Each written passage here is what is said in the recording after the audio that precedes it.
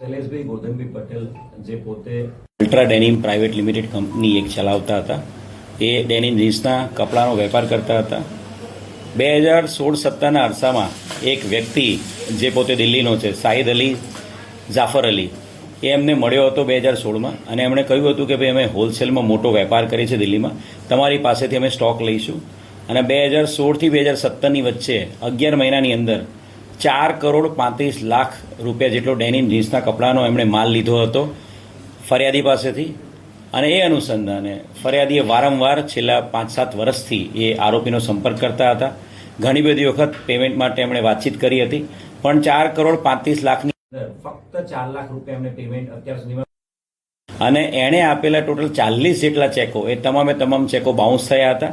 અને એ આરોપી જે છે એણે સ્ટોપ પેમેન્ટ પણ ઘણા બધા ચેકમાં બેંક એકાઉન્ટમાંથી કરાવેલું હતું.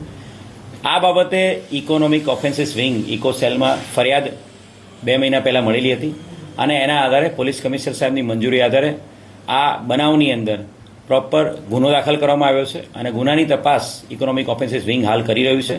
આ ગુનામાં આરોપી બાબતે ટેકનિકલ અને ઇન્ટેલિજન્સ આધારે વર્કઆઉટ કરવામાં આવ્યું હતું અને ઇન્સ્પેક્ટર મહેન્દ્રસિંહ એની ચોક્કસ આધારે ટેકનિકલ ને હ્યુમન ઇન્ટેલિજન્સ વર્કઆઉટ આધારે દિલ્હી ખાતેથી આ આરોપી સાહિદ પાડવામાં આવ્યો છે.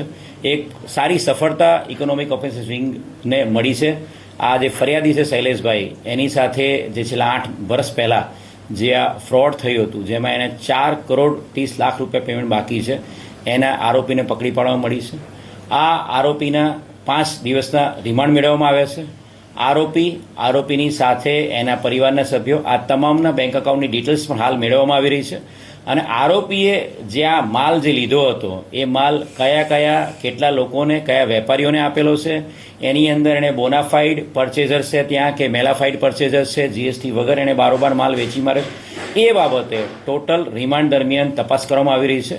અને જરૂર જણાશે ત્યારે અલગ અલગ ટીમો ફરીથી પાછી દિલ્હી મોકલીને આ જે એફઆઈઆર છે એની અંદર અન્ય કોઈ આરોપીઓના નામ ખુલે તેને પકડવામાં આવશે.